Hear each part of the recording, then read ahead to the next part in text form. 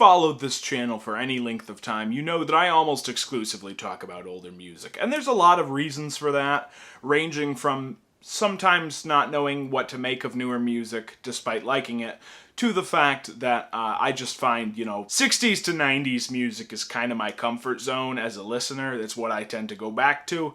But today I'm going to be talking about a very modern artist, St Vincent.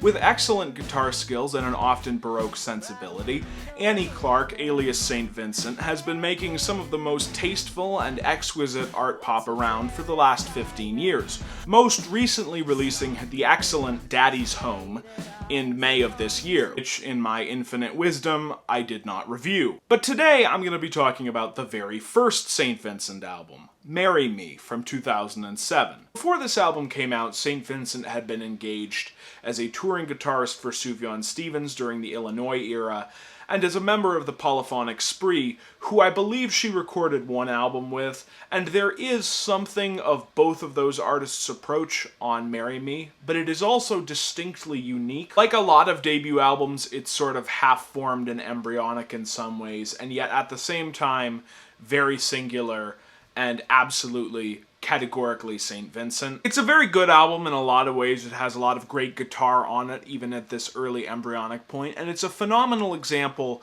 of one of my favorite types of indie music. That kind of not quite psychedelic, Baroque, whatever that was big at the end of the 2000s, and which honestly is the main kind of indie stuff that interests me. If there is one weak point to the album, it is definitely the lyrics. They have been described retroactively by the artist as a bit naive and a little bit romanticized. And I think that is perhaps a little bit harsh, but at points it is a fair critique. I think personally, at points the album is just a little bit too precious and clever, but that's only in one or two moments. The rest of it is very, very strong, and I have wasted enough of your time telling you about it. So let's go now to the track reviews. So the album opens up with a great icy guitar bit. It's very clever, very cool stuff. I really like the vocals towards the end. There are cool melodies throughout, and I do really enjoy the noisy ending to the track.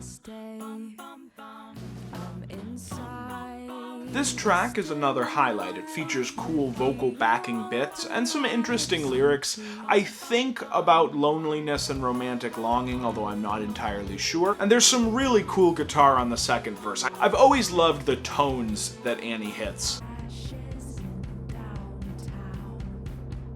And track 3 is another highlight. I really dig the almost frippish guitar flourishes throughout the track, and the way the frantic strings complement said guitar. And so we get the title track, a beautiful, stately piano ballad. Did I mention that the keys on this album are from Mick Garson, who worked quite a bit with David Bowie in the 70s and the 90s, who I believe was also a member of the polyphonic Spree at the time? Anyway, this track also features a gorgeous vocal performance and lyrics that subvert and slightly skewer the typical love song by portraying the narrator as someone who is actually quite fickle and prone to infidelity, and who will eventually leave the man she is singing a love song to. Which I actually really like, because I don't know, I like stuff that subverts the cutesiness of the typical love song. I do think you can go too far with it, but I think this track is ultimately quite a tasteful example of subversion.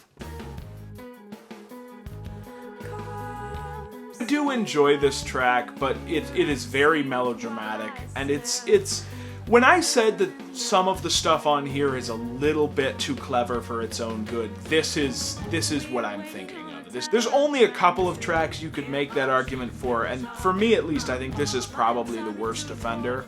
But at the end of the day, I still enjoy it. This track is maybe my favorite on the album, another beautiful ballad featuring phenomenal keyboard work from Garson. It's a track, I believe, about a failed romance, sort of skewering the rituals and superstitions of the narrator, trying and failing to get their ex back. Or at least I think that's what it's about. I'm not necessarily who you want to go to for lyrical interpretations, but you know, that's besides the point. Anyway, it's a gorgeous track and a real favorite of mine. That's the meaning I am attempting to impart in this track review. This is much more guitar-driven, although I'm not entirely sure what the lyrics are about. I can say with certainty that it is very David Bowie. In fact, other than the track My Baby Wants a Baby off of her most recent album, which is an out-and-out 70s Bowie pastiche, it's probably the most Bowie thing she's ever done. This is really just an interlude. It's a Garson piano thing leading into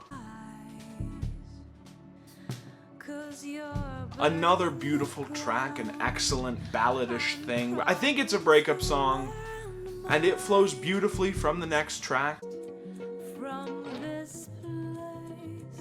So the last two tracks on this album are kind of a slight shift away from some of the earlier tracks and towards sort of a jazzier, more classic pop inflected sound. This track in particular has some great jazz guitar. Something about that opening bit kind of reminds me of Grizzly Bear and their take on sort of slightly jazz-inflected indie from this time period. But the music itself is very distinctive, and I really like the vocal performance. Once again, I'm not entirely sure what it's about, but I think it's fairly similar in lyrical themes to a lot of these other songs on the album. And so we end the album with a wonderful track. It's a very classic pop, vocal jazz kind of thing. And I could see someone thinking this was a little bit too precious, but for me at least, I really like that kind of classic pop thing. And furthermore, I think the lyric kind of deflates it. I could be wrong here, but I think this is another lyric kind of like the title track, where it's ultimately about how the singer is bamboozling this man or woman in their life, and is ultimately just going to wind up running off on them. Marry Me offers basically everything you could ask for in a good debut album. It provides a singular and interesting sound that brings you back again and again, while still leaving room for further growth. And in this case, there was a lot of further growth. I actually think the 3 successive St. Vincent albums after this one are probably her best records. For me at least, I think it's probably Actor or Strange Mercy, but the self-titled is right up there too. And Mass Seduction and Daddy's Home are very strong in their own way. I'll probably review all of her stuff at some point. But there is something about this record that I think is singular and unique and worth coming back to. And I think a lot of that is in the vocals. I didn't realize until fairly recently, but there's a slight kind of classic pop, vocal jazz, dare I say even crooner inflection to her vocals here that winds up being discarded in the transition to Actor. The vocals on Actor are much more of a rock kind of art pop thing than what you get on here. And so it's that plus the Garson keys really gives this album a unique flavor relative to certainly the next St. Vincent album, which, while in a very similar sort of Baroque style, does very different things from this. It's a lot of fun. It's not my favorite album she's done, but I can absolutely understand why it would be somebody's. And it is a very good album. As far as the numeric rating, because that's a thing I seem to be doing lately, I think I would give this a low 8. I thought about maybe giving it a 7 of some kind, but I think a low 8 is what this album really deserves. It is accomplished and does a lot of things well, but it has just enough flaws for me not to quite be comfortable giving it anything higher. But it is a very rewarding listen, and I think it would be an interesting place to jump onto St. Vincent if you've never heard any of her music before. I'm not very good at ending my videos, so I'm just going to do what I always do and say I will catch you next time with another Genesis video and a review of a Kanye album. I'm not sure which one of those will come out first, but they'll come out at some point. But anyway, I will see you all later.